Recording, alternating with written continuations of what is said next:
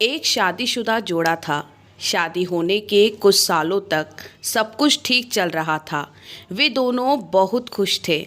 लेकिन जैसे जैसे समय बीतने लगा, इन दोनों पति पत्नियों के जीवन में खुशियाँ कम होने लगी और इसकी जगह झगड़े, निराशा और दुख ने ले ली।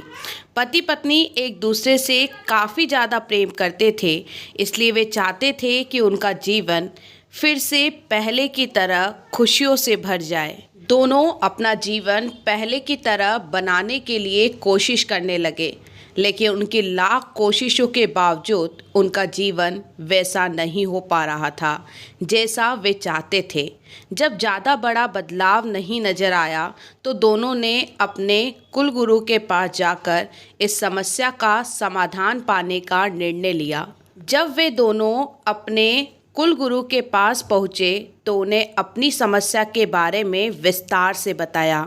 उनकी बात अच्छे से सुनने और समझने के बाद कुलगुरु ने उन्हें एक उपाय बताया और कहा, अगर आप दोनों किसी एक ऐसे जोड़े को खोज लेते हैं जो संपूर्ण रूप से खुश है, तो उसके कपड़े का एक टुकड़ा ले आना।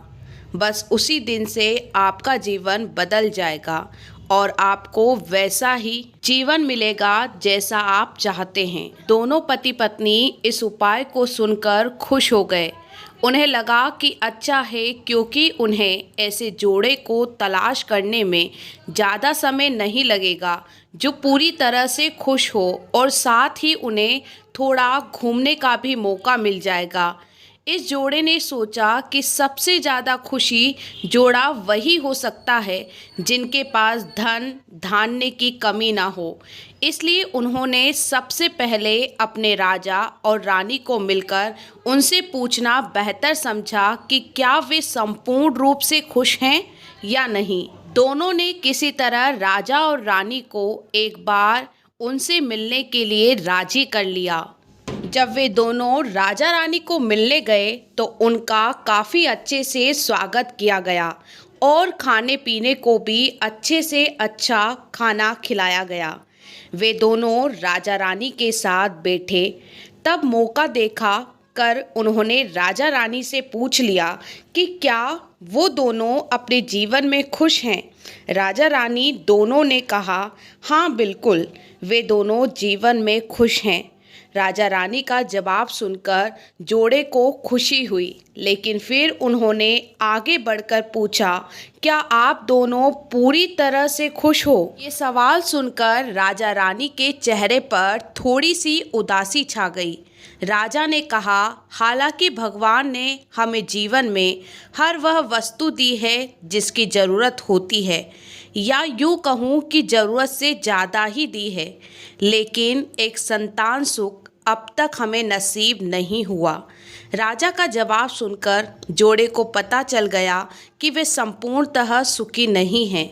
उन्होंने अपना सफ़र आगे जारी रखा। उन्हें पता चला कि दूसरे राज्य में एक बहुत धनी सेठ है।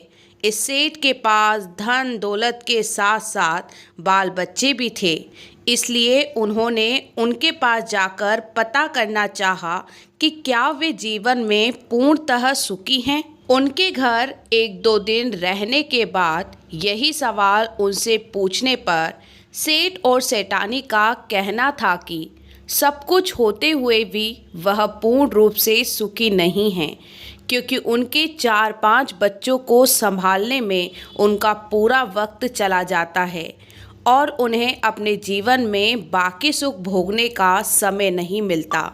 पति पत्नी का जोड़ा वहाँ से निराश होकर निकला।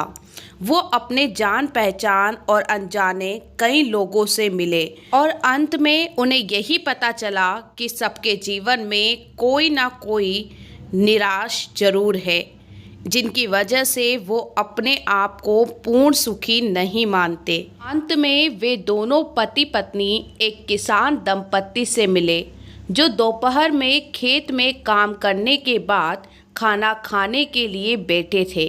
उनके चेहरे पर जो बेफिक्री और शांति उन्होंने देखी वो पहले किसी के चेहरे पर नहीं देखी थी। जोड़े को लगा कि शायद अब उनकी तलाश खत्म हो जाएगी। किसान पति पत्नी के पास जाकर दोनों ने उनसे पूछा, क्या वो अपने जीवन में खुश हैं? किसान और उसकी पत्नी ने कहा, हाँ, बिल्कुल वो खुश हैं। जोड़े ने किसान से अपना अगला सवाल किया कि क्या जीवन में पूर्णतः सुख है?